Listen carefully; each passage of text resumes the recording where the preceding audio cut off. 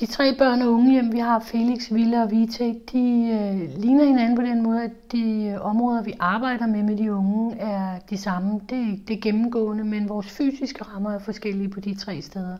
Og det betyder, at vi, især når vi arbejder med udvikling af de sociale kompetencer, så er der en forskel i de, de fysiske muligheder, der er til stede, fordi de er så forskellige husene. Villa har nogle meget store fælleslokaler, hvor man kan indbyde til fællesskab på en måde, og Felix har nogle mindre fysiske rammer, som gør, at når man indbyder til fællesskab og sociale aktiviteter, så er det nogle mindre sammenhænge.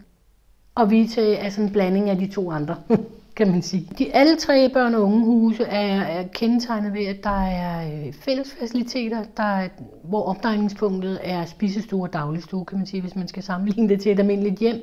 Og det, som måske kendetegner alle 3 steder, det er, at det faktisk er meget hjemligt. Det er det, vi får at vide, når der kommer nogen på besøg, så siger de, at det ligner jo næsten et hjem. Det er jo også et tilsigtet, det er et ønske, vi har, at det skal minde om et hjem.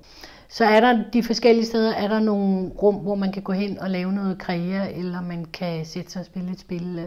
Her i kælderen her på Vita, der har de et gamingrum. Og udendørsfaciliteterne, der kan man sige, de er også meget forskellige, fordi på villaen, der er der faktisk et stort boldbur, og der står en stor trampolin. Og her på Vita, der er der en meget fin have at gå ud og sætte sig i, men der er ikke på samme måde boldbur, eller det ligger ikke på samme måde op til sådan nogle aktiviteter udenfor. Det er mere noget med at gå ud og nyde og være udenfor i haven. Og på Felix igen, der er det helt anderledes, fordi det ligger inde midt i et tæt bebygget område, så der har de en gårdhave med overdækket og med grill og med sådan noget, hvor man kan sidde ude om sommeren og hygge sig. Vi har 4 voksentilbud, og de er ret forskellige.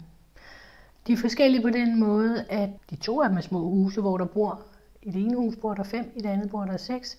Og så det tredje, det er en opgang, hvor der bor 5 unge i egen lejlighed, eller i en 2-værelseslejlighed. Og så er det sidste et hus, hvor der er 2 skærmede pladser. De ligger ude på Kirkebjerg Allé på Anima, og det er til voksne, som har brug for at have dækning hele døgnet, 1 til 1.